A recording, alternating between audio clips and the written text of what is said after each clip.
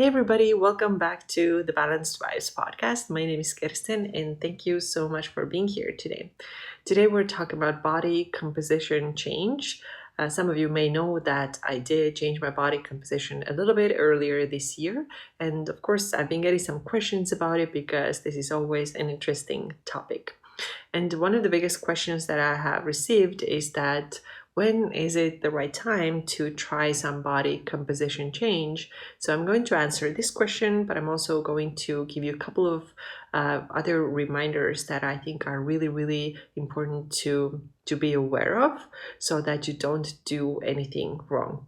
Before that though, now is the really last minute literally to sign up for the Rebuild program if you have been thinking about it. What is Rebuild? Rebuild is a program, it's a mentorship for women who have already recovered from burnout, from hypothalamic amenorrhea, and have had at least 3 periods already. If you are this woman and you are ready to work out, and if you're ready to this time do it in a truly healthy way, then this mentorship might be a great fit for you. What else are we doing in this mentorship? Well, we have a group of women, 10 maximum, and I only have 4 more spots left, by the way. So we have a group of women who are all in a very similar place on their recovery journey. And their goal is to get stronger, get fitter, get healthier, and also have a better relationship with food, more normal relationship with food. Because what we find a lot is that it's hard to stop overeating. It's hard to stop stuffing ourselves. This is kind of like a new habit that we don't pay attention to. Not everybody's like that, but it does happen to some women. So if this is your problem too, then this program will definitely help you have all amazing tips and tools for that. We also have a great hormone module where I will teach you what you have to do, literally practical steps in order to keep your hormones healthy. And we also have an amazing hormone expert, Nicole Jardim, coming on as well. And she's really, really good. You can look her up, what she's doing. You can look up her book, her Instagram post. She's really, really amazing. And you really have access to her. You can ask all the questions that you have regarding your period health, your fertility, maybe you're trying to conceive. So she's going to be a great resource for that. So we have these modules, and we also have self-care and self-confidence module, because can be very difficult to accept the changes that you have been through. So we all could use a little bit more confidence. And this is also something we cover. We have weekly calls every single week. We get on a call with the entire group. We cover the topic for that week. We have an expert on the call too. And then we just chat and we share our worries and wins and everything. We also have a Facebook group where we get together and share our stories, share our little homeworks, and just catch up and check in. So it's going to be a really amazing group. This program is for 12 weeks and we're starting already on October 5th.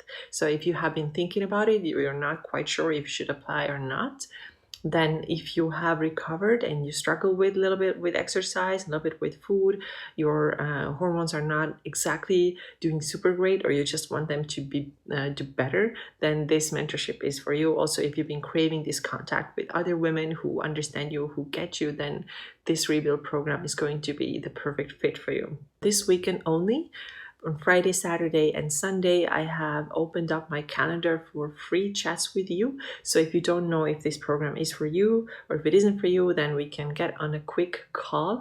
I'm going to put this link in the description of this show so you can book your call there. We're going to get on a call. We're going to talk. I'm going to tell you more about this program if you're interested. And I'm going to ask you also a couple of questions to see if you would be the great person for that, because I want everybody who joins to really be a great fit for this program. So honestly, I can't wait for this program to get started. I'm super excited about it. I can't wait to see how it's going to go and all the support you're going to get, all the things you're going to learn, and how you're going to implement them in your post-recovery life. So if you've been thinking about it, now is really the last time. I only have 4 spots left.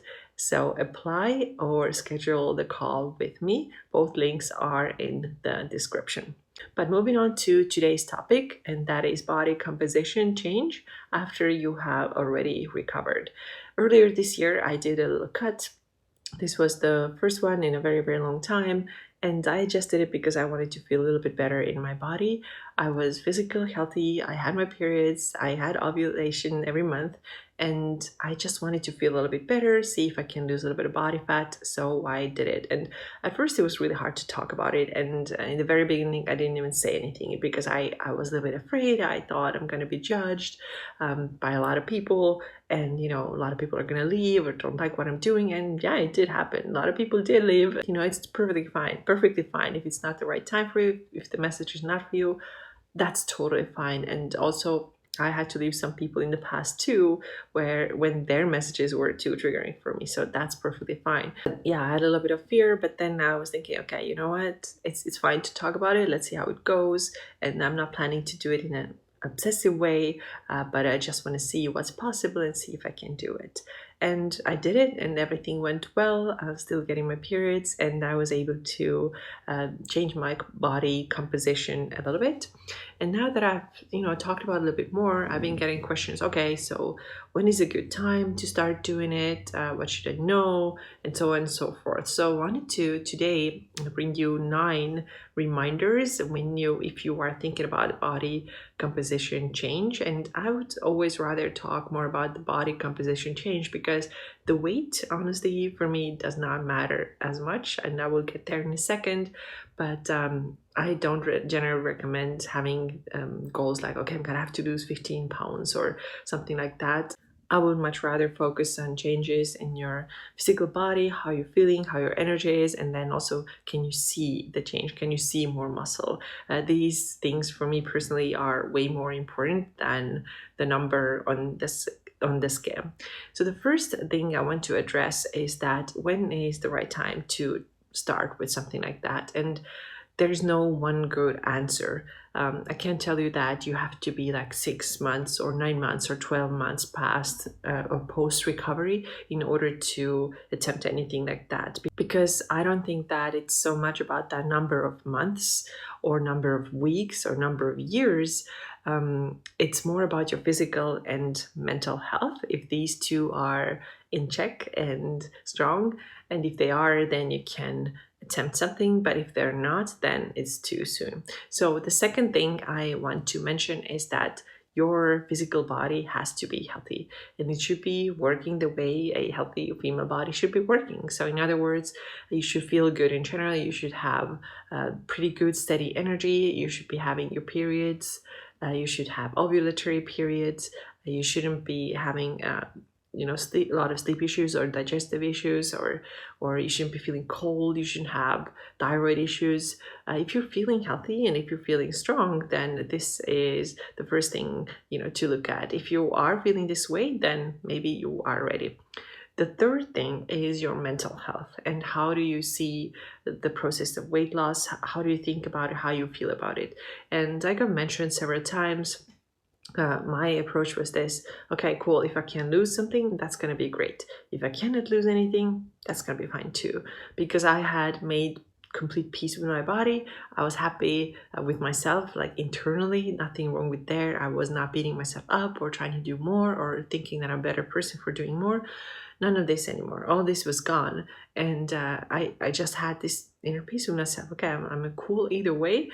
Whether something ends up happening or not, I'm going to be fine. And this is the mindset that I recommend you have too, because if you're still super attached to numbers and beating yourself up if things don't work out the way you want them to work out, then it's going to be really, really difficult to do it in a healthy way, and then I do not recommend it. Okay, so the fourth thing is that I really recommend that you focus on the body composition change rather than the number on the scale. Kind of like I mentioned already before too. I would focus more on, okay, can I see more muscle definition? And also, do I feel better? Not so much on the number on the scale. Not that weighing yourself is a bad thing or a terrible thing, and I'm not I'm nobody to judge people who weigh themselves and use that as a tool. That's cool. I have no problem with that. It's just for me personally, it's nothing. It doesn't really matter. And honestly, if you see the pictures, you see that there's definitely body composition change that has happened. But at the same time, I have lost only about 2 pounds or 2.5 pounds, and that's not much at all. And my goal even wasn't to lose a lot of weight. I was not thinking, I didn't have any specific weight goal, to be honest. I just wanted to look a little bit leaner. I wanted to honestly look like I work out. That's what I wanted. And that's why I focus more on the body composition change. Can I see a little bit more lean muscle versus chasing a certain number on the scale? And sometimes I get questions here on YouTube from women asking, do you think it's okay to lose 15 pounds? And I can't tell you that if it's okay or not. And I don't want you to think about it that way at all. I feel like if you still so heavily focused on a certain number, you may still not mentally be fully recovered. And just keep that in mind and be aware of your own thoughts, how you see the weight loss. Okay. The next thing I want you to know is that you know that your mindset is healthy when you are able to stop your weight loss at one point. So if you used to be super obsessed with weight loss in the past, then you were probably that person who always wanted to lose more. There's almost never like the end point or stop point where you would say, okay, cool, I'm arrived, I'm good now. Because you always wanted to do more. This is kind of like this perfectionist in you that is saying, okay, I have to do better, I have to do more, I have to lose more. But you know that you're healthy if you are able to stop at one point. And this was for me too. I was like, okay, you know what? I got what I wanted. I look a little bit leaner now and I'm feeling better. So I'm gonna stop here. And now I'm just maintaining. I'm not tracking as accurately as I did before, and I'm feeling good. Tracking is never for life. I don't think anyone should always be tracking forever and ever. It's fine to check in once in a while, but I don't think that we all should be tracking all the time. And you have to be able to stop at one point and understand that, okay, that was enough, and now I can maintain where I am at. All right, the next thing I want to mention is that you should never be in a calorie deficit for very long. And I think this is one thing that a lot of women get absolutely wrong, and this is why they end up with all kinds of metabolic issues. And that was me too in the past, and I think maybe that was you too.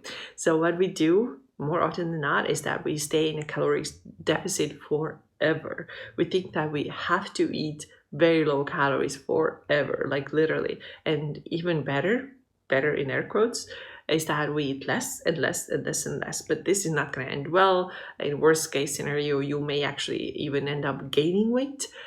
So be really careful with that. And you know, if you're staying in a calorie deficit for too long, this is where your metabolic issues come back. So you have to have days that are higher in calories and higher in carbohydrates especially. And if you are very sensitive, then you may have a couple of weeks where you eat higher. So it should kind of cycle a little bit. You should never be like, okay, here's X number of deficit calories, I'm going to do that forever.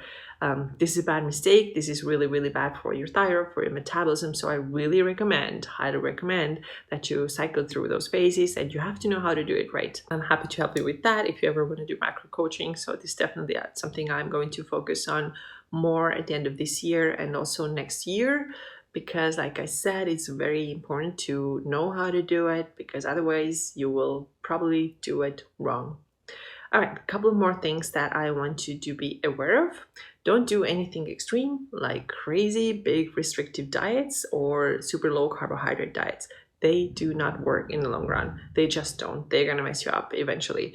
So if you now get on a calorie deficit that has you, cut like 300-400 calories, and if you're already actually relatively fit and don't have tons of like overweight, there's no need to do like huge caloric deficit, and this definitely is going to mess with your body. The same thing about carbohydrates. If you cut them super low, go to doing like keto or something like that, again, I've almost never seen that work, to be honest. And it always leads to binging because you've been depriving so much. Trying to do it in a really, really extreme way is just not going to work. And I think you also have evidence of that. This is what you did in the past, right? You did undereat for quite a long period of time. You were really low calories, maybe you're super low in carbs, and it did not help you. So please don't do anything that promises you super quick results that promises you that you're going to lose 15 pounds by next month. No, don't do anything like that. It should really be just a tuning a little bit, small adjustments to see if your body responds. And it shouldn't be anything super big, okay? Then a couple more things, last two. Remember what you learned in the healing phase. So don't forget that you still have to listen to your body. Even if you want to start losing a little bit of weight, a little bit of fat, then you still have to listen to your body. So here's a scenario. Let's say that you had your macros and your calories calculated for you, and you know that they're just super low for you. You feel hungry all the time. Then this is definitely a sign that it's not going to work for you. Because if you're hungry all the time, then maybe you can do it like for like 2 days, 3 days, and then you're going to binge. And if those binges start happen all the time, then that only means that your numbers were too low for you. And if you get hungry, then your job is to listen to your body and eat. So this is what I mean when I say that remember what you learned in the healing phase. And hopefully that was that you have to listen to your body. So listening to your body should always be more important than the numbers that coach or somebody prescribed for you. And the last tip that I have for you today is that never have a goal to get back to your burnout weight.